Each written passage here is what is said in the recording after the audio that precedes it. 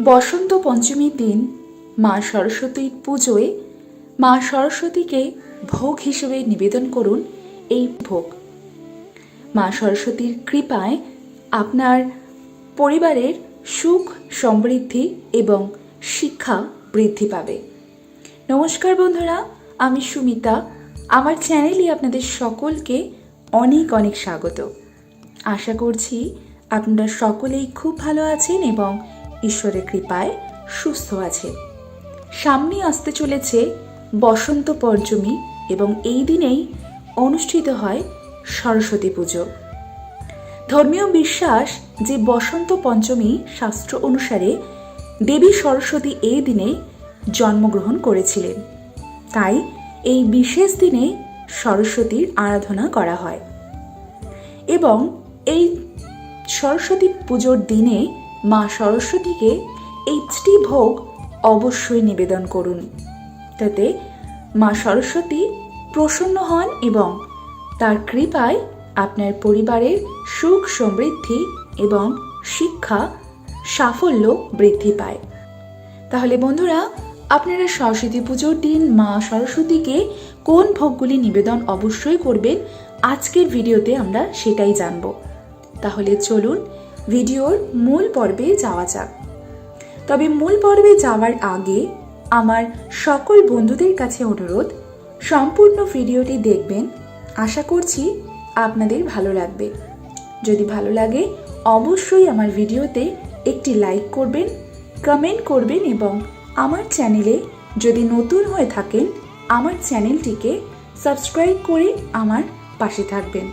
আমি সাধারণত আমার বন্ধুদের জন্য পুজো পাঠের বিধি, তত্ত্বকথা, বাস্তু টোটকা এবং বিভিন্ন রকম উপায় বিষয়ক ভিডিও বানিয়ে থাকি। হিন্দু পঞ্জিকা অনুযায়ী মাঘ শুক্লপক্ষের পঞ্চমী তিথিতে বসন্ত পঞ্চমীর উৎসব পালিত হয়। জ্ঞান, বিদ্যা, সঙ্গীত ও শিল্পের দেবী সরস্বতীকে এই দিন নিষ্ঠা ভরে পুজো করা হয়। ধর্মীয় বিশ্বাস যে বসন্ত পঞ্চমী শাস্ত্র অনুসারে দেবী সরস্বতীর এই দিনে জন্মগ্রহণ করেছিলেন, তাই এই বিশেষ দিনে সরস্বতীর আরাধনা করা হয়।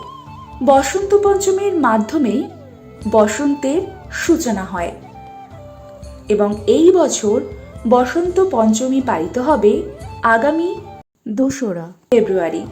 এই দিনে দেবী সরস্বতীর বিশেষ গুরুত্ব দিয়ে পুজো করা হয়।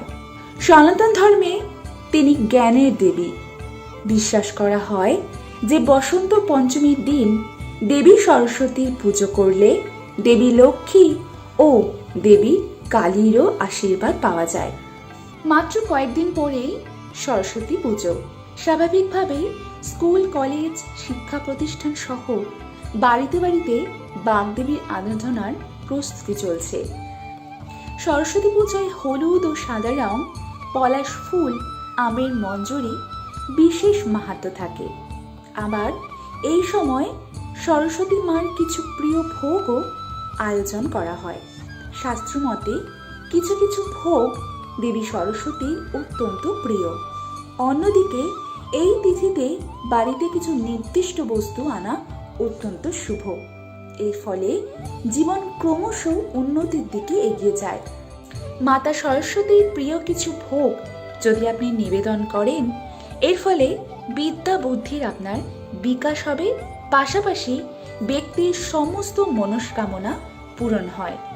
তাহলে চলুন বন্ধুরা জেনে নিই যে মা সরস্বতীকে আপনারা কি কি ভোগ নিবেদন করতে পারেন।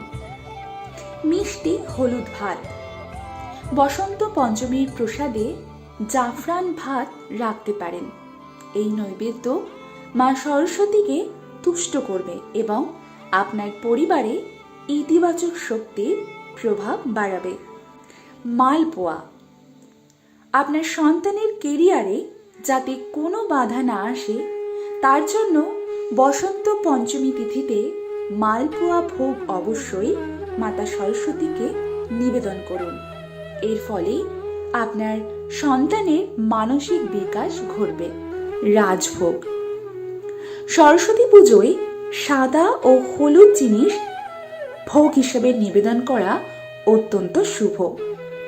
বসন্তের প্রধান রং হল হলুদ। বিশ্বাস অনুযায়ী হলুদ জিনিস নিবেদন করলে মা সরস্বতী অত্যন্ত প্রসন্ন হন। তাই দেবী সরস্বতীকে তুষ্ট করতে তার ভোগে রাজভোগ অবশ্যই নিবেদন করতে পারেন। এরপরে যে ভোগটি অবশ্যই দেবীকে নিবেদন করবেন সেটি হল বোঁদে। ধর্মীয় বিশ্বাস অনুসারে সরস্বতী হলুদ রঙের বোঁদে খুবই পছন্দ করেন। এর সঙ্গে গুরুগৃহকে খুশি করার জন্য বসন্ত পঞ্চমীতে দেবী সরস্বতীকে ভোগ হিসেবে বুন্দি লাড্ডু বা বোঁদে নিবেদন করুন। এরপর এই প্রসাদ আপনারা দুস্থদের মধ্যে বিতরণ করুন। এতে মা সরস্বতী অত্যন্ত প্রসন্ন হন। এর পরের ভোগটি হল কেশরের হালুয়া।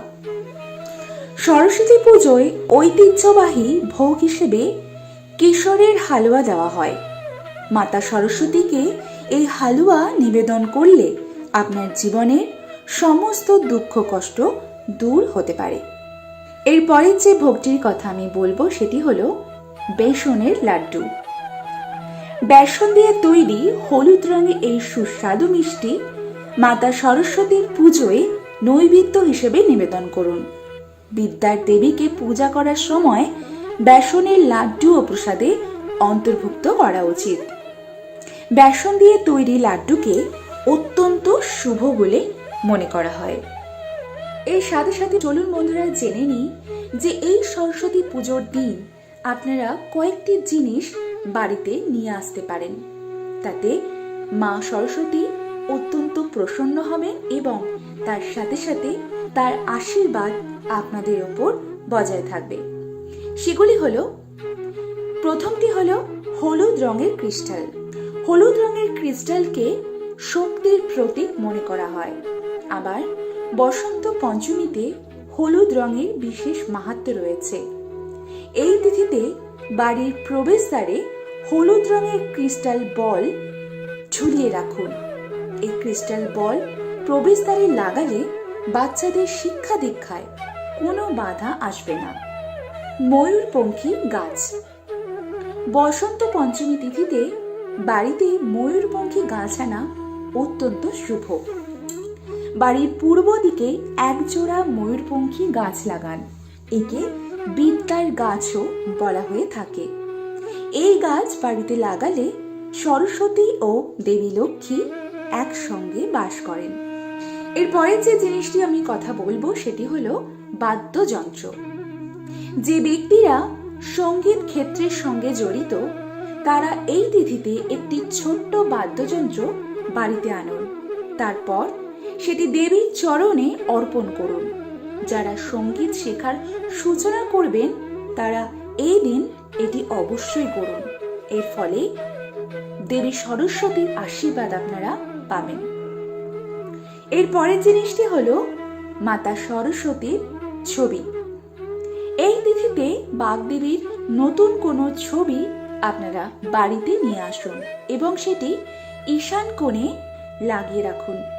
এর ফলে আপনার সন্তানের উপর কোনো রকম নেতিবাচক প্রভাব পড়বে না, সবসময় ইতিবাচক প্রভাব পড়বে এবং এর পাশাপাশি তাদের বুদ্ধির বিকাশ হবে।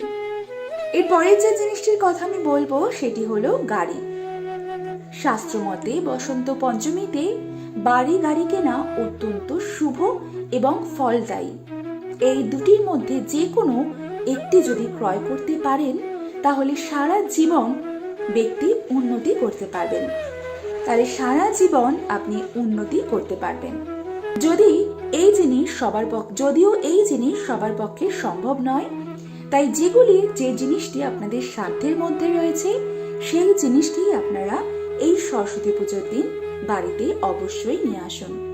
মা সরস্বতী অত্যন্ত প্রসন্ন হবেন এবং দেবী সরস্বতীর সাথে সাথে মা লক্ষ্মী এবং দেবী কালীও আপনাদের উপর প্রসন্ন হবেন। এতে আপনাদের সংসারের সুখ সমৃদ্ধি এবং সাফল্য বজায় থাকবে এবং তা দিনে দিনে বাড়তে থাকবে। তাহলে বন্ধুরা, আশা করছি আজকের আমার ভিডিওটি আপনাদের অবশ্যই ভালো লেগেছে। যদি ভালো লাগে আমার ভিডিওটি, তবে অবশ্যই আমার ভিডিওতে একটি লাইক করবেন এবং আমার চ্যানেলে যদি নতুন হয়ে থাকেন আমার চ্যানেলটিকে সাবস্ক্রাইব করে আমার পাশে থাকবেন এবং ভিডিওটি বেশি বেশি করে শেয়ার করে দেবেন, যাতে আপনার সাথে সাথে আপনার আত্মীয় পরিজন, বন্ধু বান্ধব সকলেই এই ভিডিওটি পেয়ে উপকৃত হয়। তাহলে বন্ধুরা, আজকের মতো ভিডিওটি এখানেই শেষ করছি। আবারও দেখা হবে আপনাদের সঙ্গে নতুন কোনো একটা ভিডিও নিয়ে খুব শিগগিরই। ততক্ষণের জন্য আপনারা সকলে খুব ভালো থাকবেন এবং সুস্থ থাকবেন।